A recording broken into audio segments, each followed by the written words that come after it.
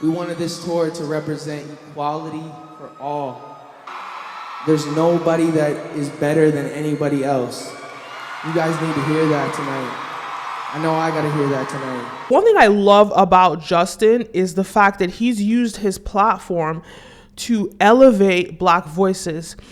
And that's the thing, like, he's one of those allies that is really a supporter of Black culture. And you don't get that.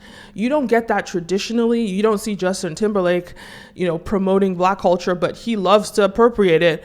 You don't see a lot of musicians, you don't see a lot of musicians, especially historically. You don't see them, appreciating the culture that they're appropriating. But someone like Justin Bieber, who understands that he learned how to sing through R&B singers like Boyz II Men and Usher and all these people. These are the people that he really learned from, and he used that to build his craft. Even in his team, his vocal coach is Black. A lot of people on his team and the music side of his team, a lot of them are Black. And he when he was developing as an artist, he was in Atlanta. So he's spent a lot of time in the Black community. The Black community helped build him to what he is today. And in a way, he's giving back to the Black community by using his platform to elevate Black voices. And now, why do I say that? He's taking obscure artists or artists that have a cult following, but in a small setting. He's taking them and he's elevating them and he's bringing them to a wide audience. Omale, the Nigerian Afrobeats musician that I talked about, he did a song with him.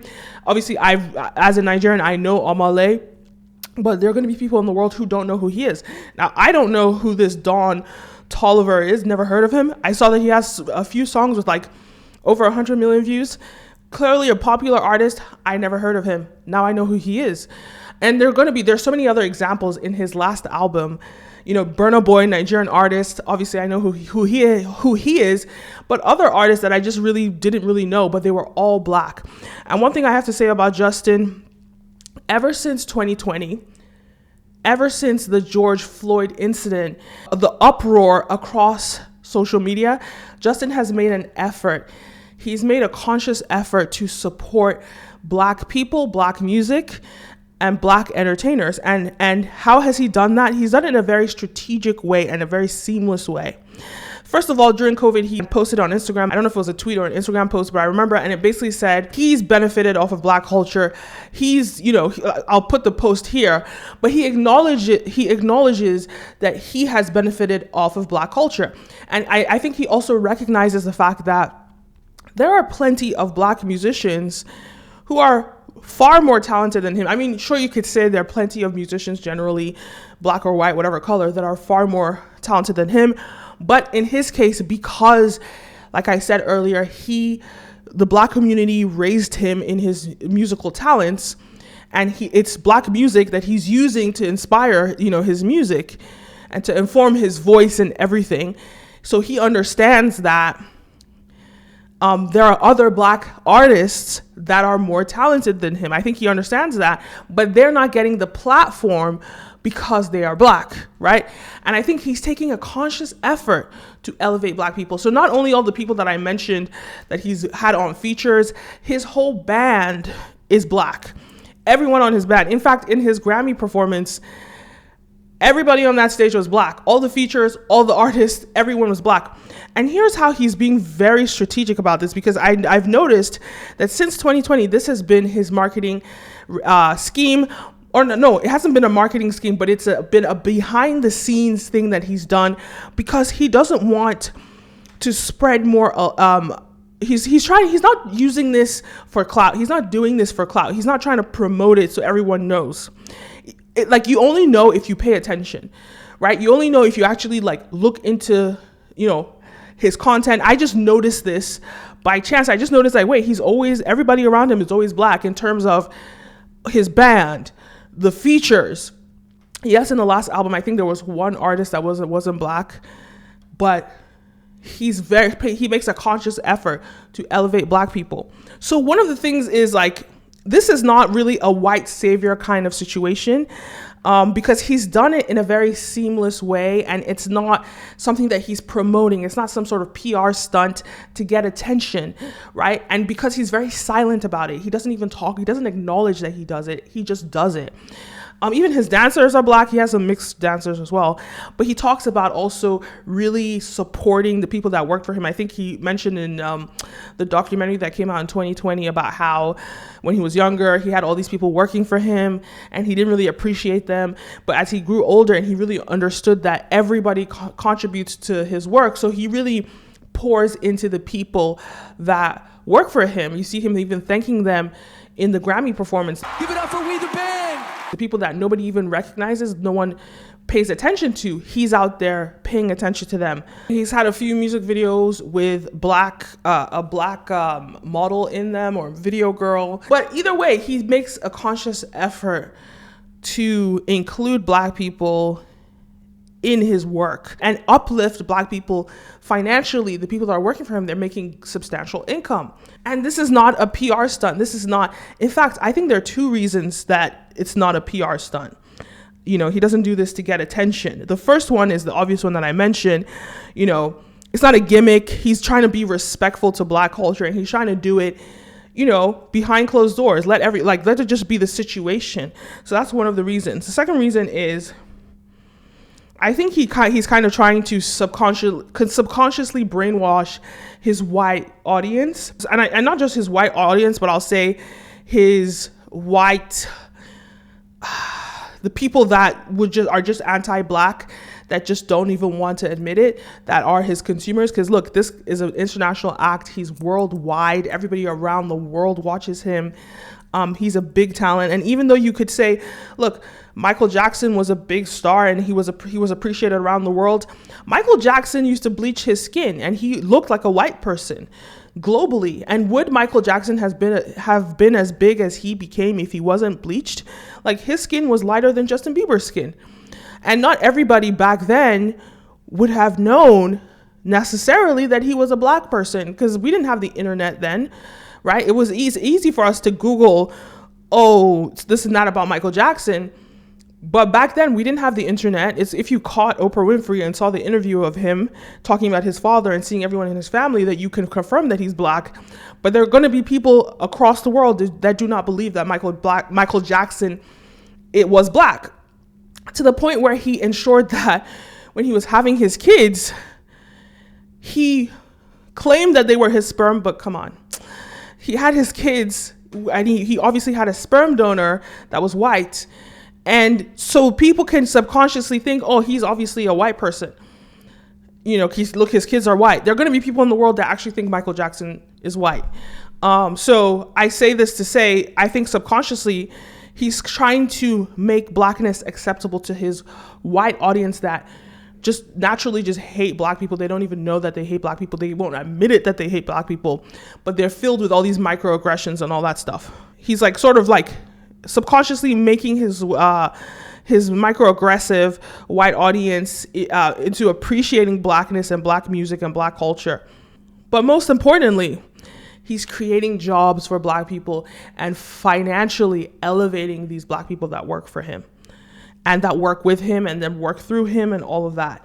So he's really made an effort, and I think it's the awareness that happened during the George Floyd situation.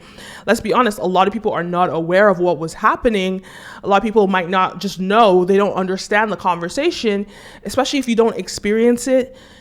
Like, you can very easily sort of deny its existence. Like, I had a comment the other day of somebody telling me something doesn't exist because they haven't experienced it.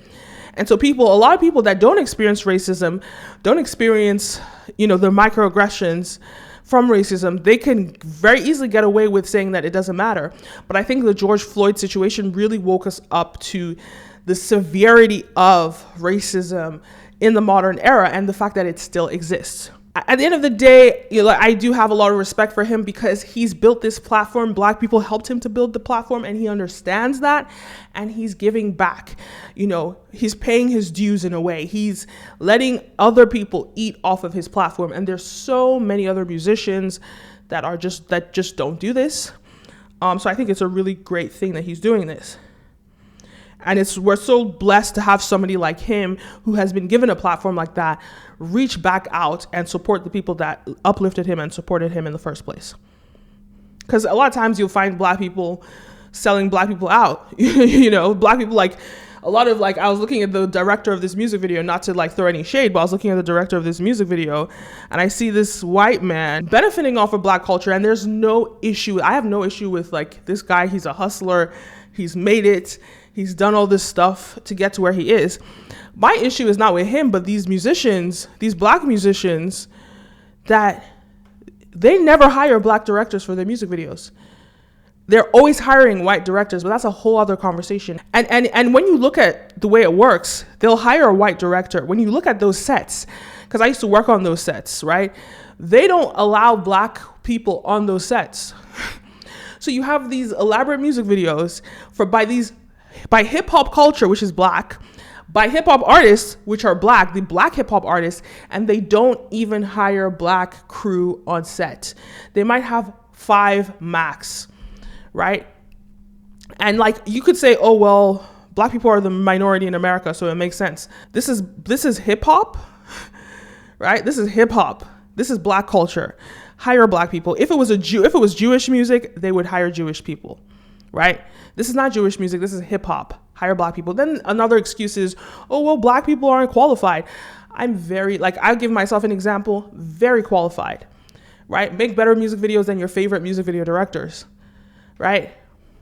So I can even make music videos. And I was just asking to work on your set whilst I was making top-notch music videos. But no, they'll ignore you. So they'll always use an excuse, people aren't qualified or this and that. It's just untrue. It's part of the system of racism. And I think black musicians should pay attention and take an effort to support black people, because ultimately we want the world to treat us fair. We want the world to treat us equally, but we don't even treat ourselves equally. We don't even treat ourselves well. We don't even keep our money within the black community. Not even keep it, just at least like let it circulate within the black community. Let's build up black economic empowerment. And this is not a conversation for white people. This is a conversation for black people. We have to elevate ourselves if we want the rest of the world to even respect us. So that's where it begins. So me talking about Justin Bieber doing this for black people, that's good that he does that, great. But why do we have to wait for a white person to do it? Why can't we do it ourselves? That's the real question. Either way, I'll conclude and say, in terms of white allyship in I think Justin Bieber is a great ally for black people, but I think more importantly, we as black people need to be allies for ourselves, right? It starts there, and then the rest of the world will respect us. But those are my thoughts. Let me know your thoughts. Leave a comment down below. Don't forget to like, follow, subscribe, all the above. My name is Kenim, and see you next time. Peace. So when we decided to do the Justice Tour, we wanted this tour to represent equality for all, for all. That just means no matter what you look like, no matter what your ethnicity is, no matter what you do, no matter what your job is, there's nobody that is better than anybody else. You guys need to hear that tonight. I know I gotta hear that tonight. We live in a world where there's so much competition and there's so much belittling and there's just so much division.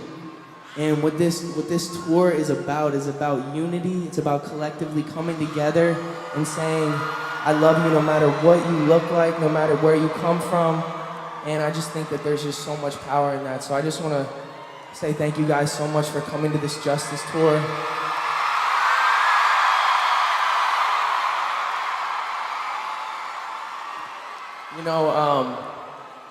I think sometimes, we can see these people on stage who seem larger than life. I grew up watching people like Michael Jackson and, Prince and all these people that I never could imagine them having insecurities, And the real is that no matter how things look on Instagram, no matter how things look on the internet, we all have insecurities, and